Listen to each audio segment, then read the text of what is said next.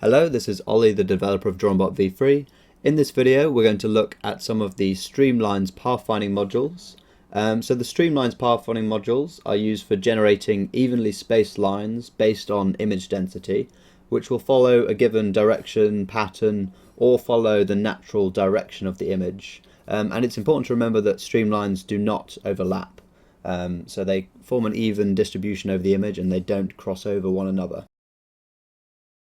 So far all I've done is import an image generated in Midjourney, set the drawing area size to A4 paper, everything else is default settings, and then I've selected Streamlines Edge Field. And so with default settings, I'm going to hit start. And as you can see, with this pathfinding module, you can see that the lines are following the natural direction of the image. So they're curving around the nose, they're curving around the eyes, and they're giving us a good representation of all of these abstract shapes that were up there in the original image.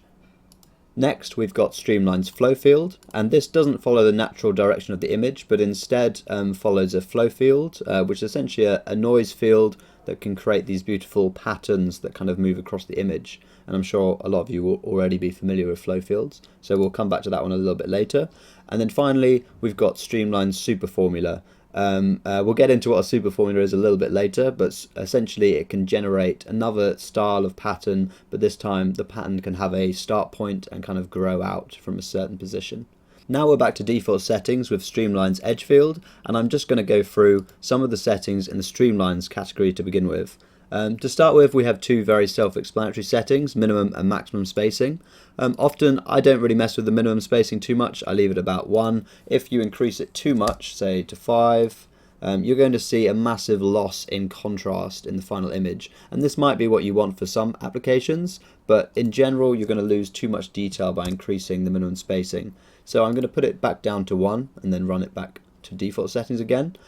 Instead, I'm more likely to change the maximum spacing. So potentially a maximum spacing of 30. I'm going to stop it and run it again. You can see now we have a greater distance between a lot of the streamlines and a much lower density of streamlines. Although you'll also notice we seem to have lost a little bit of detail in the image. One way to bring this back is actually the tone slider. So we can increase this tone just a little bit. Let's maybe actually go to 85, so let's run it one more time.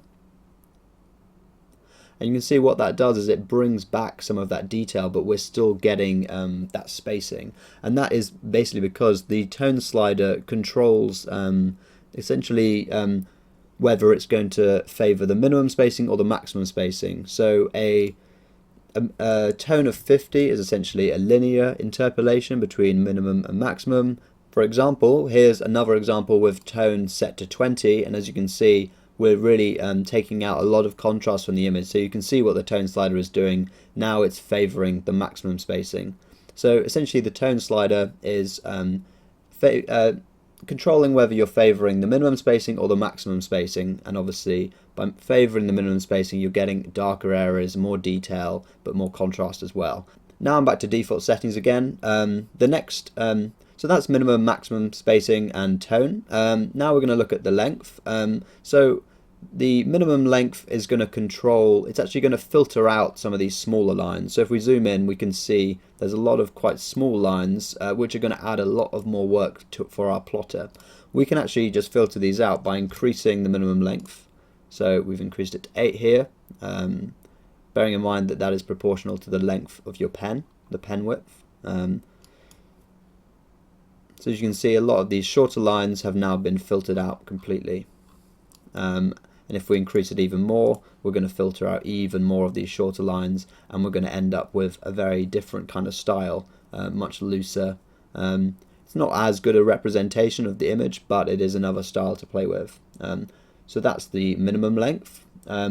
If while we've got it set to this, we can also increase the maximum length. If we go all the way to the maximum, we're going to see some much longer streamlines being generated. Let's see. So it is worth noting that on this particular style that we're not seeing a massive change in the minimum and maximum length. The reason for that is streamlines are not allowed to cross over each other, and when there's a lot of changes in direction like this, they're more likely to hit into another streamline, so they won't end up being that long. This is just the maximum length that we say don't go beyond that point. So if they hit another streamline, they will still stop. I'm going to reset these again back and run it one more time. We're going to go back to default. Now we're back to default settings one more time. Also, decreasing the max length actually can create some really interesting effects. So if we set it to, let's say, 4, we're going to create this really cool kind of dashed style, a bit similar to what you might see on a dollar bill, for example. And this is a really cool one to play with because it's different from the other dash styles in DrawingBot, but it's really easy to create and control the dashes, and they're going to follow the direction of the image very cleanly. We can do it even a little bit longer, the dash's length, and that still gives us a nice effect. So it's very easy to control, and we could even go as low as 1, and then we're actually getting dots again, very short lines. So that is a neat style that's really easy to pull off. So I'm just going to reset that. Next we've got distortion, and what distortion is going to do is it's just going to add a random offset to the streamlines that are generated. So if I put the distortion at 100, we're going to see all those dashes are now going to be thrown around in different places. And if you can see it really has randomized this to quite an extent. It actually, sorry, I reset to default max length, so this isn't the dashes style, but this is the regular style, just with a bit of an offset. But maybe you want to reduce it just a little bit, so you've got that little bit of randomness, but it's still following the image quite well. So 35 on the distortion here is giving us a nice looking image where it looks a bit more drawn, but it's still following the lines really nicely. So that's distortion. Next we've got threshold. So threshold just will filter out lines, streamlines based on their brightness. So if we put it at half, we're going to lose roughly half of these streamlines, because if they fall on brighter areas of the image, they're not going to be drawn. So you can see now we've filtered it out based on that setting instead. And this is really good for reducing the amount of lines drawn, but also, say for example, you've got a white background on your image. This one's not completely white.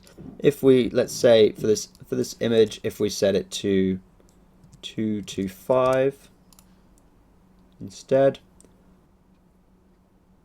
So now I've set the threshold to 225, and you can see it's just removing a little bit more of the lines in bright areas, and it's helping give us a bit more contrast to our image. So if you had a object on a completely white background, this is obviously a great way to prevent the lines, the streamlines, from crossing out into the rest of the image. I'm going to reset to defaults now. Next we've got the edge tangent flow controls. So the edge tangent flow is essentially a process which is used to detect the natural direction of the image, and it uses multiple iterations to kind of improve upon the detection of the direction, if that makes sense. And you can also control the size of the details that it will pay attention to when it's finding that direction. To start with, I'm going to skip over edge power because it's going to be more useful to explain that a little bit later on. First, we've got ETF iterations, or second I should say. And so ETF iterations, essentially the more iterations you do, the more accurate the direction is going to be, but also the less detail you're going to get. So if we go to 0, we're actually going to get straight lines because there's no analysis going on, no iterations, it's just started from 0. There's no direction. But if we hit 1, and we're going to see the first guess that the edge tangent flow had of the direction of the image. And this is actually going to give a really cool kind of cartoony style because it's going to use loads of detail, and it's going to be quite a bit rougher than some of the other examples we've seen so far. So this is a cool style if you want to reduce the iterations instead. And if you also reduce the radius, there we're going to pay attention to smaller details in the image. So now we're getting even smaller, like right into the eye of these individual little streamlines. But if we go the other way and we increase the iterations massively, we're going to see smoother streamlines which follow the direction for a longer period of time. I'm going to also increase the radius back. So now I've run it one more time with ETF iterations much higher, and you can see that now it really follows a specific direction for longer, but it's less faithful to the original image, but the actual changing in directions is smoother. It's best if you have a play with these and you can see how it affects it. It's more subtle than the other controls, but if you really want to fine tune the style, it's really worth playing with. And the ETF iterations are actually how a lot of these styles here are designed. So digital detail uses a very low ETF iterations to give it that digital look. And fingerprints actually uses the smoothing. So smoothing essentially is an additional process on top of the ETF, which just gives even more of a smoothing effect to the direction of the lines. So if I use the maximum settings here, you're going to see really smooth lines. In fact, it's kind of smoothed out a lot of the detail, and it actually results in some of these kind of spirals. So it's kind of interesting. You can see what's going on. It's essentially blurring the directions that have been generated. So it's making it less accurate, but then also kind of blurring them together. So it's an interesting style to play with. And again, you can control how many iterations, and the radius is essentially going to affect the detail it's going to keep. So a lower smooth radius is actually just going to soften the lines closer to each other rather than blur the whole image. I said I would come back to edge power. What this essentially does is it controls the balance between the streamlines following the direction of the image and following the direction of the underlying flow field. So at 100% we are just following the direction of the image, but if we put it down to 0, then these flow field controls at the bottom come into play, and now we're actually not following the direction of the image at all, we're just following this flow field.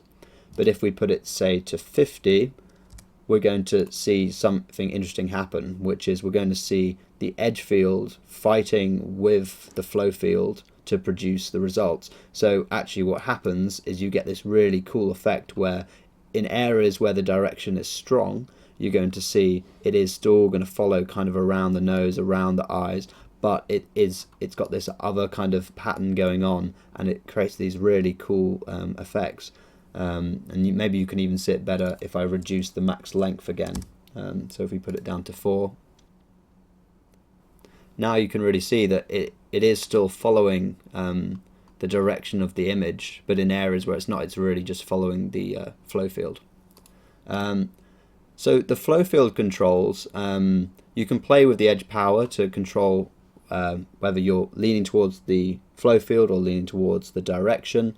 But for now, we're going to actually move on to the Streamlines flow field pathfinding module, because if we run this with basic settings, essentially we're just getting the Streamlines edge field with that edge power turned all the way down to 0. So that's essentially what flow field is going to give us. So next I'm going to look over the flow field settings. To start with, we have the start angle, which is going to define the angle of the first streamlines drawn and the angle that they start going in. And well, at this point it's hard to know where the start is, but if we decrease the amplitude all the way down to 0, we're going to see that the start angle is giving us all these straight lines. If we were to change it to 45, this is really just for demonstrating, we can see it's just cutting across the image. So that's by basically turning the amplitude all the way down, we just get these straight lines cutting across. So that's essentially what start angle does. It controls the direction the streamlines are going to start moving in, but when we introduce more of the flow field, that will change, like the actual direction they're going to go is going to change quite a bit. First we've got X frequency. So X frequency is going to control the number of changes in direction we have across the width of the image. So if I put it down to 0, you're going to see that the X frequency is not really changing. So if we look across the image here, we can see the lines this way are all the same angle. Not looking down the image, just looking across, you can just see it's the same. There's no change in direction if we look this way. Whereas if we do it the other way and we set our Y frequency all the way down and X frequency to 1, we're going to see if we look across the image this time, there's going to be changes. We're going to hit changes in direction. It's going to be going up, down, up, down, up, down type thing. And so with these two controls, you can control just the amount of change and in direction you're going to have across the width and across the height of the image. I'm going to set these both back to 1. So that's the X and Y frequency. Next we have the scale frequency, and what this allows us to do is to very quickly alter. It's essentially a multiplier for the X and Y frequency. So if I put the scale frequency very low, we're going to see much less changes in direction, and we're going to get more of a sweeping flow field. But if we put it incredibly high, we're going to see loads of changes in direction and a really detailed flow field. So you can, this is rather than if you want to have a consistent X and Y, you can just leave them the same and just play around with the scale frequency until you hit the right size. Finally, we've got the amplitude, and so the amplitude is going to control the balance between completely straight lines and the flow field. So if we put it at 0.25, we're going to reduce the influence of the flow field and actually end up with kind of smoother lines cutting across. If we were to bring this all the way down to 0 again, we're going to get that straight start angle of 45 degrees that we set at the beginning. So maybe if we increase the amplitude just a little bit, we're going to see that the lines just deviate, but they still head in this direction, heading on the 45-degree angle. So this is a really nice, just kind of flowing pattern. And obviously, with all of flow field, all of this, we can still use our original Streamlines controls. And this is also a good point to mention that the max length will have more of an effect here. If we put it to 0, that actually has the effect of saying we want a maximum length. Don't stop at any point. Basically, stop and only stop when you hit another streamline. So if we hit start now, we get incredibly long lines cutting straight across the image, and this really cool effect. Especially, this is going to be really good for when you're plotting. You're going to have much less pen lifts, and it's going to be much quicker to plot. But also, what's kind of cool with this is you get more of a random pen distribution where darker colors cut across the image. So finally, we're going to look at the Streamlines Super Formula pathfinding module. So essentially, this is a simple way of creating shapes and patterns which can start from a simple point and spread out across the image. So here we've created a vortex. You can create a starfish here, a distorted diamond, distorted tunnel. And so this is all just by changing the super formula settings at the bottom here. So you might be wondering, what is a super formula? So essentially, a super formula is just a really simple equation that essentially can generate all of these different patterns which can start from one point. And all you need to generate these patterns is these 4 numbers, which in the Wikipedia are just called M, N1, N2, N3. For us, these line up to frequency, curvature, sine factor, and cos factor. To be honest, I wouldn't worry too much about the names. They do sometimes act very similarly to what they suggest. So if we increase the frequency, we're getting more kind of lines, so our tunnel has disappeared and we're getting more of a jagged effect around the outside. And if we bring back up the curvature, they're kind of a bit smoother. But to be honest, they are just kind of illustrative names because the original formula didn't really have a name for these values. But we can basically just look at some of these shapes here, and we can say maybe we like this X up here. So we've got 4, 1, 7, and 8. So these just line up to the bottom 4 numbers here. So we can just put 4, 1, 7, 8, and then if we hit start, we're going to see that X is being generated, and the X is at the center of our image. It's also worth noting that because I changed the preset at the top, we're actually at a start angle of 0, and it's important to be at the start angle of 0 to really see the shape.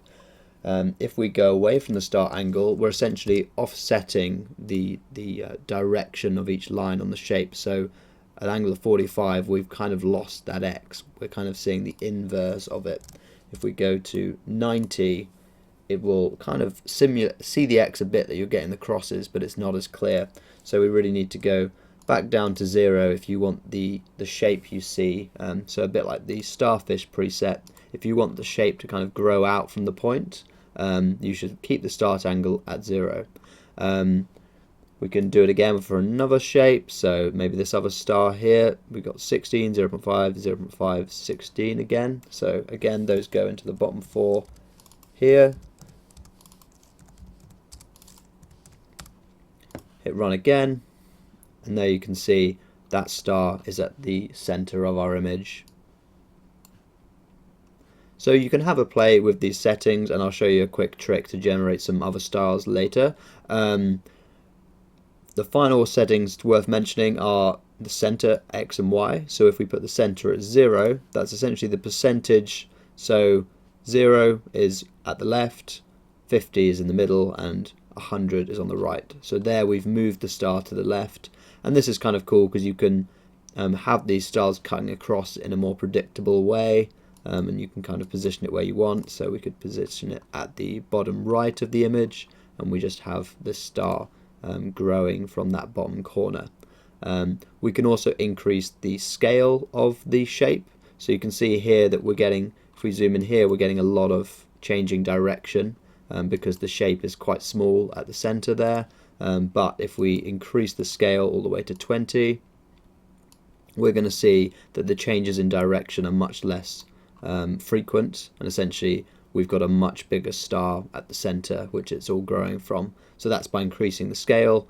We can also have a non-proportional scale, so use a Y of 1 and a X of 20, and this might give some cool effects in some situations.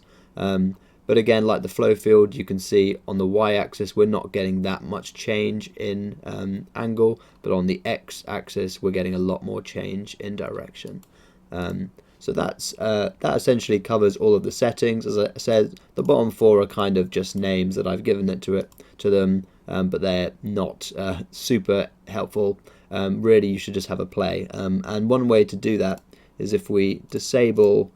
So actually, what I've done here is I have the randomize exclude column enabled. So to do this, just click this plus, click randomize exclude, and now I'm just ticking some of the streamline settings because I want to keep them fixed. But now if I hit randomize, I'm only randomizing the seed and also the the super formula. So here we can see we're generating a very different style. I can hit randomize again. We're getting another interesting pattern here. Can do it again. And you can see you can just keep going until you see something you like. We could also introduce the distortion and the threshold and maybe even the tone into this randomization. Let's randomize again. So now with the threshold, only the small parts of the image are being generated. And then again, that's a very low threshold, so that often I do actually keep that one not randomized. But yeah, as you can see, we can create some really cool styles with these random effects.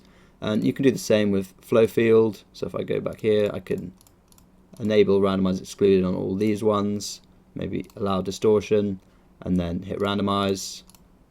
And then I'm going to create some very interesting flow field effects. So this is a really detailed one. We can run it again, reset, and then randomize it again. Another cool style there. So you can see it's super easy to kind of play around with different styles by hitting the randomize. But if you want to have a bit more control, as I've explained some of the settings, you know how to make those final tweaks to improve the final result. I'm going to switch to another preset we have here, turbulence, and I'm actually going to show you how easy it is to make a color image with this pathfinding module. So I'm going to select a set of fine liners, a set of 15 fine liners. At the moment it's not looking the best. It's worth mentioning that the default distribution type for this pathfinding module is luminance weighted. Often even weighted is used, but as you can see with even weighted it will grow from the start of the image. This might create some cool effects for some projects though. We can go random weighted or random squiggles weighted, and some of these will probably work better with actually a smaller selection of pens, just a light blue for example. We can create some cool effects with this, and we can also set it to single pen very easily. So now it's only drawing with one black pen, and that also works very well. But let's go back to our fine liner set. I'm just going to quickly show you an example using color match. So we can go to our color separation, select color match, and I'm going to hit start. I think I actually did it with another set earlier which looked a bit better. I'm going to select the 24 set instead and run it again. So now we've generated a drawing using color match. At the moment we're using 24 pens, which is probably a bit too much to do your changes all by yourself, but a lot of these pens are not being used, so we can filter out any which are using 0 shapes. You can see this shapes column, I've kind of moved across to see it, and you can see a lot of these are actually barely creating any lines at all, so we can actually just remove these with no issue. I could also take out some of the greys and maybe this green here. Let's take out maybe the lighter grey, and we probably don't need all of these reds. I'll take out a couple and then hit it start one more time, and now we're creating a really cool style with a few pens to change, but the lines really but the colours really cut across the image, and it creates a quite striking result. And this also works just as great with edge field. Let's try the fingerprints preset with edge field. So here is just the fingerprints preset with edge field. As you can see, again, it's a really nice result. So that's just a little teaser of what you can do with color match. But yeah, I hope that's useful, and if you have any more questions about Streamlines, feel free to leave a comment and let me know what you'd like to see a video on next. Thanks for watching.